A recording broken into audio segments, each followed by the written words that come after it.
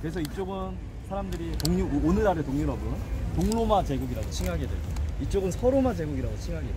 동로마 제국이 이제 또 다른 이름은 나중에 후대의 역사가들이 뭐 비잔틴 제국이라고 이름을 붙이기도 했습니다. 뭐 아무튼 이렇게 제국이 분리가 된 다음에 476년, 서기 476년이라는 해에 이쪽 오늘날의 서로마 제국만 멸망을 합니다. 그러면서 이제 동로마 제국은 그 뒤로 이제 1000년이나 번영을 해요. 나중에 멸망하게 되고, 이 서로마 제국 영토 내에 있던 도시민들이 어떤 일을 겪냐면, 그쪽에서 이제 여러 이민족들, 의식을 따서 맨날 오랑캐라고 자꾸 이제 이민족들이 쳐들어오니까 사람 막 자꾸 죽이고 이러니까 도시를 통째로 버리고 도망을 가요. 예를 들어서 이탈리아 도시 중 유명한 도시 뭐 피렌체 있죠, 밀라노도 있고, 이런 도시가 로마 제국이 멸망한 뒤로는 대략 아주 길게는 300년, 짧게는 한 100년 정도 도시를 통째로 버리고 다들 도망을 갑니다. 주로 산으로 다 도망을 가요. 이탈리아 여행을 혹시나 전에 해보신 분들은 이탈리아 국토를 버스 혹은 기차로 쭉 지나가다 보면 산 위에 마을들이 되게 많아요. 사실은 대부분 그때 유래가 됐습니다. 산 위로 도망가서 마을을 형성하고 살았는데, 이후에 기존의 도시로 돌아온 사람들도 있고 그냥 계속 산에 산 사람들도 있고, 여기 날씨가 더우니까 산이 주는 이점이 굉장히 많았거든요. 뭐 외적의 침입으로부터도 안전하기도 하고. 뭐 아무튼 근데 여기 중요한 건 이제 베네치아죠. 이 사람들은 그러면 그 시대 어떻게 했느냐, 저 위쪽에서 이민족들이 쳐들어오니까 도망가야 되는데 도망갈 산이 없어요, 주변에. 이 사람들은 이렇게 됐습니다. 처음에는 최대한 바다랑 가까운 습지 쪽으로 계속 도망을 다니다가, 이게 계속 이 사람들이 쳐들어오니까 어떻게 했냐면, 지금은 잘 안 보이실 건데 이따가 제가 보여드리면 다시 말씀드릴 거고, 여기 지금 요 눈앞에 보이는 이 섬 말고 너머에, 저 너머에 이 아래 바다를 뭐라고 부르냐면 사람들이 아드리아해라고 부른단 말이에요. 이번에 아드리아해 계속 보시잖아요. 이 아드리아해로부터, 이 큰 바다로부터 이 베니스가 조금 안전할 수 있도록 막는 역할을 해주는, 방파제 역할을 해주는 길다란 섬이 하나 있어요. 리도라고 불려요. 그래서 이게 길다랗게 생겼어요. 근데 이게 어떤 섬이냐면, 예전에는 물론 지금은 안 그런데 예전에는 섬이 이렇게 길다랗게 있는데 양쪽 끝이 육지랑 맞닿아 있었거든요, 예전에. 근데 이게 우리 흔히 간조라고 그러죠. 물이, 바닷물이 쭉 절로 빠지면 연결이 되는데 물이 들어오면 완전한 섬이 되는 그런 섬이었거든요. 예전 이 베네치아 선조들이 도망 다니다가 여기로 도망을 가요, 저 리도 섬으로.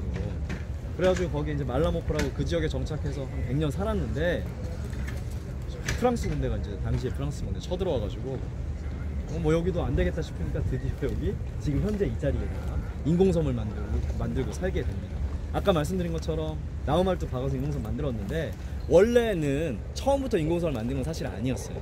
여기도 자연섬이 있습니다, 현재도. 아까 제가 말씀드린 118개 섬 중에 22개는 자연섬이에요. 그런데 그 자연섬은 지금 이 사람들이 누리는 이런 혜택, 예를 들어서 이렇게 평평한 땅, 이따가 보시게 될 광장, 성당을 지을 수도 없고요. 이렇게 비옥하지가 않아가지고 섬이. 그래서 인공섬을 만들게 된 거죠. 처음에 이렇게 옆에다가, 자연섬 옆에다가 붙여서 만들었어요. 나무만 이렇게 박아가지고. 그러다가 이제 좀 자신감이 생겨서 본격적으로 인공섬을 만들고, 이제 이게 7세기에 시작을 했거든요. 인공섬. 지금으로부터 1500년 전이죠. 7세기에 시작을 해가지고 언제 끝나냐면 섬 공사가 16세기에 끝나요. 1000년 동안 만들었어요, 이 인공섬. 어마어마하죠. 118개, 그 중에 자연섬 대략 20개 뺀다고 해도 섬 하나 만드는데 10년씩은 걸렸다는 얘기예요. 이게 그래서 이게 보면 우리 이제 안쪽으로 들어가 보시면 건물들 딱딱 붙여서 만들었는데, 골목을 이렇게 작게. 그런 이유가 섬의 개수는 당시만 해도 제한적이었을 거 아니에요. 섬 이렇게 몇 개 만들었는데 인구는 자꾸 피난민들은 몰려오죠. 다들 모여 살아야 되니까 건물을 최대한 딱딱 붙여서 만들었어요. 그래서 여기 이제 나중에 세월이 지나서 이따 저랑 마지막에 보시게 될 거, 베우나가 11세기에 본격적으로 이제, 그러니까 1000년 되죠. 만들기 시작해서 그거 모양을 얼추 완성하는데 거의 100년이 걸려요. 지금 같은 모양으로 완성하는 데는 한 200년 가까이 걸립니다. 그게 다 완성되고 나면 어떤 일이 이제 벌어지냐면, 처음에는 사실상 피난민들이 대피해서 살려고 나무말투 박아서 만든 인공섬이 점점점 많은 사람이 몰리고, 이제 데우나가 완성이 되면서 12세기부터는 무역으로 굉장히 돈을 많이 벌기 시작해요. 우리 이제 나중에는 흔히 얘기하는 지중해 무역 시대라는 게 시작이 되는데, 동쪽에서 서쪽으로, 서쪽에서 동쪽으로 수많은 배들이 이동을 하면서 이 아드리아해를 지나가야 된다고. 전부 다 누구나. 아드리아해를 지나가면서 당시에 아드리아해는 베니스가 이제 꽉 잡고 있었기 때문에 모든 배가 여기로 다 들어와요. 들어와서 대운하를 이렇게 쭉 통과하면서 일단은 이따 저기 직접 보시겠지만 저기 대운하 들어가는 입구에 세관이 있었어요. 세관. 일단은 세금 내요. 들어가면서 이 실제로 있었던 일인데 무역선이 저 대운하 이렇게 들어가면 이 베니스 상인들이요 쪽배를 타고 그 배에 올라타요. 그래서 예를 들어서 뭐 어디 중국에서 비단을 가지고 싣고 온 배가 있다면 비단 한 장에 100원이라고 그냥 가정하면, 그냥 예를 들어서, 그러면 요 베니스 상인이 올라타가지고 이거 100원짜리 나한테 110원에 팔아라.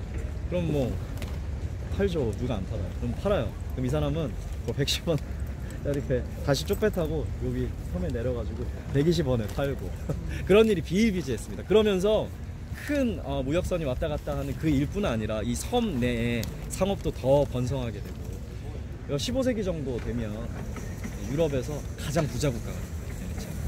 그래서 떼돈을 벌어요. 근데 이제 잘 나가기만 하면 좋은데 막 전쟁해가지고 이 아드리아해 뿐만 아니라 아드리아해 넘어서 저 이제 이렇게 설명드리면 빠를 것 같은데 이게 아드리아해라고 생각하세요. 여기 제 엄지손가락이 이탈리아고 여기 동쪽 바다 이탈리아에서는 우리식으로 따지면 동해죠. 여기가 아드리아해인데 요번에 보시게 되는 요 건너에 여기 바로 슬로베니아, 뭐 크로아티아 밑에는 뭐 많아요. 아로 끝나는 나라가 되게 많습니다. 뭐 세르비아, 뭐 또 뭐 있어? 알바니아 이런 나라들 많아요. 그리고 제일 밑에 여기 그리스가 있는 거죠. 그리스를 이렇게 넘어가면 여기가 터키 앞바다죠. 여기를 통째로 사람들이 흔히 이제 동지중해라고 부르죠. 여기를 다 먹어요. 베니스 이 해안가를 동지중해를 싸그리 다 점령합니다. 잘 나갈 때 뭐 육지로는 이렇게 가가지고 터키 이스탄불까지 진격을 하고 십자군 원정도. 아무튼 그런 때도 있었는데 서서히 이 사람들이 이제 이게 힘이 약해지게 된 결정적인 계기는 1609년이라는 해에 어떤 일이 생기냐면 그 전에도 여러 번 찾아왔습니다만 아주 강력한 흑사병이 찾아옵니다. 1609년. 이제 여기가 제일 번성했을 때는 기록에 따르면 인구가 35만 정도 됐었어요. 현재 인구가 얼마냐면 6만이거든요. 그러니까 굉장히 많이 살았죠 당시에.